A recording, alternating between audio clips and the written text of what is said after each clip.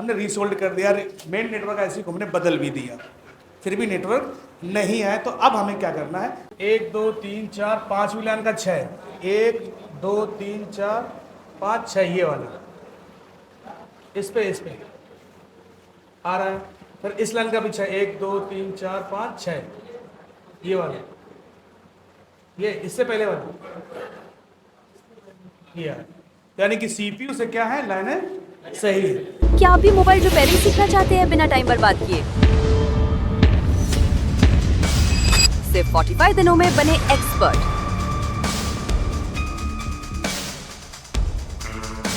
Cost के seats limited है, तो देर मत कीजिए।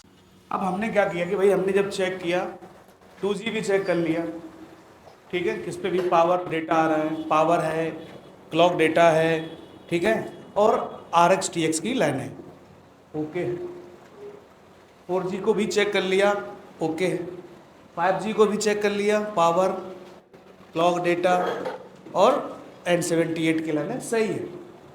क्लॉक आईसी को भी हमने चेक किया कि भाई क्लॉक आईसी से क्या है कि RF आईसी पे क्या है, एक्सो इन आ रहा है, क्या आ रहा है,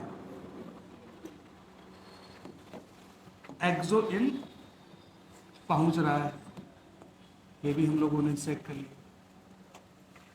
RF आईसी है, इसको भी पावर कितना आ रहा है, 1.8 या HDR जो भी आपकी लगी है, WTR 1.0, जो भी वोल्टेज है वो बढ़ रहे हैं, कंट्रोलिंग भी ओके है, ओके। फिर हमने क्या किया, हमने भैया इसको निकाला, बदल दिया, इसको निकाला, बदल दिया, 5G को भी चेंज कर दिया, इस आईसी को भी बदल दिया, लेकिन फिर भी नेटवर्क नहीं है।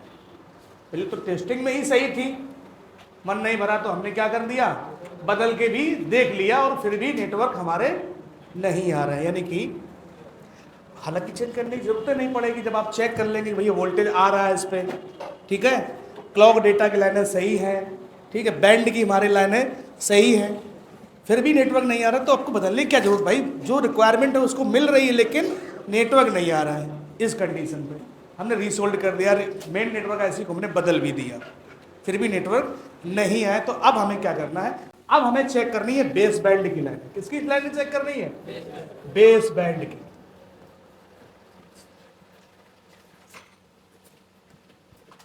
तो इसके लिए हमें क्या करना पड़ेगा भाई, बेस बैंड को चेक करने के लिए कि अपने फोन की सेटिंग में जाएंगे और वहां पर डालेंगे बेस बैंड वर्जन, लिखेंगे और वहां पर देखिए कुछ वर्जन में उसमें लिखा रहना चाहिए, अननोन नहीं होना चाहिए। क्या नहीं होना चाहिए, पढ़ाया सर ने, नहीं पढ़ाया, चेक करना आता सभी को। तो बेस बैंड अननोन की जो समस्या आती है वो सॉफ्टवेयर से भी आती है और हार्डवेयर से भी आती है। कई बार फॉर्मेट करते हैं, हमारा बेस बैंड वापस आ जाता है, ठीक है। कई बार क्या करते हैं कि हम उसमें एनवी की फाइल बताई गई होगी, एनवी रैम, QCL की फाइल, ठीक है, ये फाइलें हम राइट करते हैं तो भी हमारा बेस बैंड हमें मिल जाता है और उसके बाद उस पर हम IMEI नंबर राइट कर देते हैं। तो बेस बैंड चेक करना सभी को पता है ना, तो वर्जन आपने चेक कर लिया। अननोन है तो पहले आप सॉफ्टवेयर से देखेंगे, जब सॉफ्टवेयर से नहीं बनेगा तो किस पे आएंगे आप, हार्डवेयर में आएंगे। अब बेस बैंड को हम कैसे चेक करेंगे कि बेस बैंड की लाइनें हमारी ओके हैं या नहीं, क्योंकि यहाँ पर देखिए लाइनें दी गई है बेस बैंड की मेन नेटवर्क आईसी से दी गई हैं, और पहला जो आपने डायग्राम बनाया था उसके अंदर भी दिए। तो कौन कौन सी लाइनें होती हैं बताओ भाई, कौन कौन सी लाइनें होती हैं, base band IM, base band QM, base band IP, base band QP।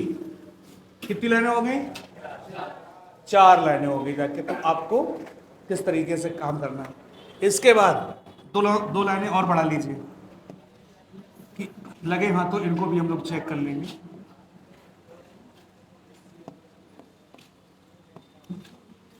SCL SDA, और चेक करने का तरीका क्या रहेगा पहले समझ लेते हैं। ये इनके इस आईसी को जब हटाएंगे तो उसके नीचे क्या निकलेंगे, बॉल, क्या निकले रहेंगे, बॉल रहेंगे, क्या रहेंगे इसके नीचे, ये बॉल होंगे। तो क्या करना है हमें, मेन नेटवर्क आईसी को निकालकर मेन नेटवर्क ऐसी क्या करेंगे हम बाहर निकालेंगे, और बाहर निकालने के बाद ये जो पॉइंट्स इन लाइनों पे हैं इन पे हम क्या चेक करेंगे, जीआर वैल्यू चेक करेंगे। जीआर वैल्यू नहीं आ रही है तो हमारा सीपीयू क्या हो गया, ड्राइव सोल्ड हो गया। आ रही है तो यानी कि हमारी बेस बैंड की लाइन है ओके। चलिए आपकी मेन नेटवर्क ऐसी कहाँ पे है, ये यही तो है, ये रहा। तो चलिए भैया देखिए, तो पहली कितनी लाइनें थी हमारी, टोटल 6।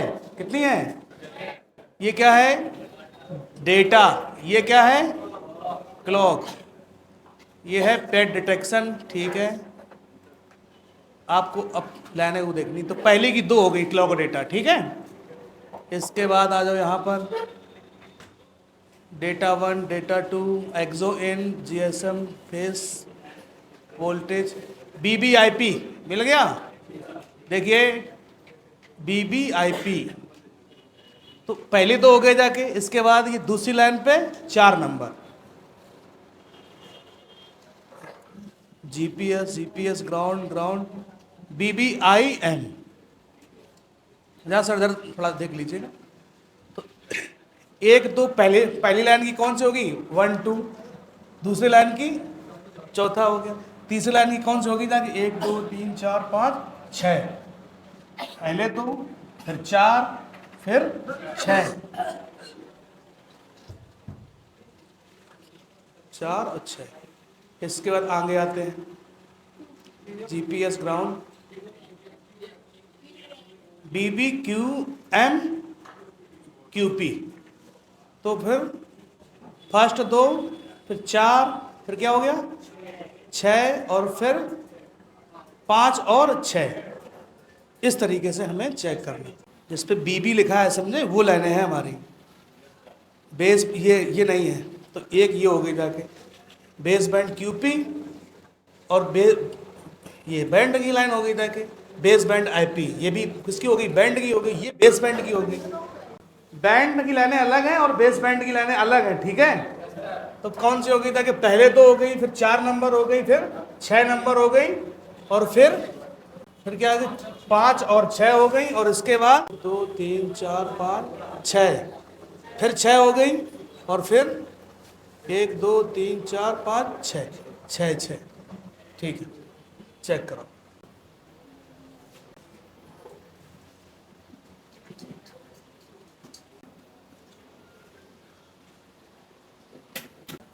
फर्स्ट पे आया, ठीक है, सेकंड पे आया, इसके बाद क्या था 4 नंबर पे आया, फिर क्या था 5 और 6, 4 5 और 6, ठीक है। फिर इसके बाद क्या था 1 2 3 4, पांचवी लाइन की क्या है, पांचवी लाइन का 6 है, और छठी लाइन का भी 6 है। 1 2 3 4, पांचवी लाइन का 6, 1 2 3 4 5 6, ये वाला इस पे आ रहा है।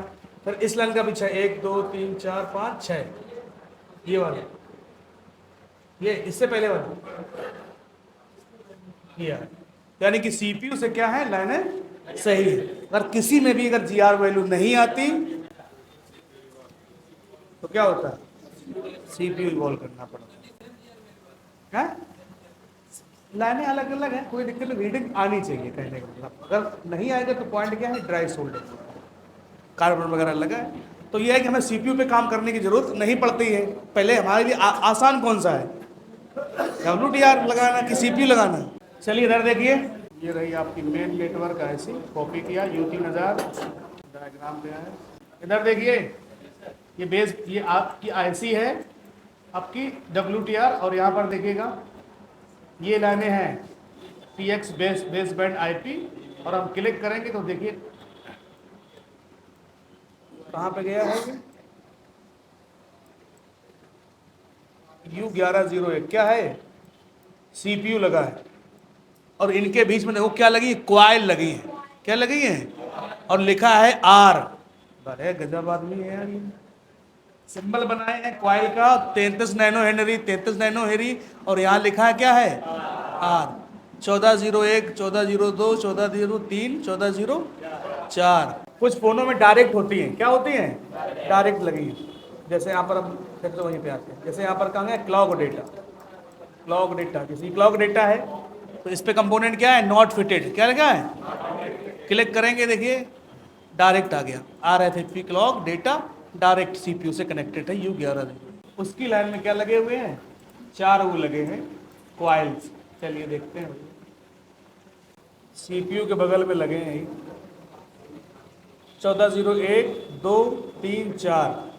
CPU के जस्ट लेफ्ट साइड में 1, 2, दूसरी लाइन पे 1, 2, 3, 4 नेटवर्क कॉइल लगी। चेक करो, बीप करेगा। लो, अब इनमें से एक भी अगर निकल गया तो बेस बैंड की लाइन कैसी हो गई? ब्रेक हो गई, जाके नेटवर्क गए।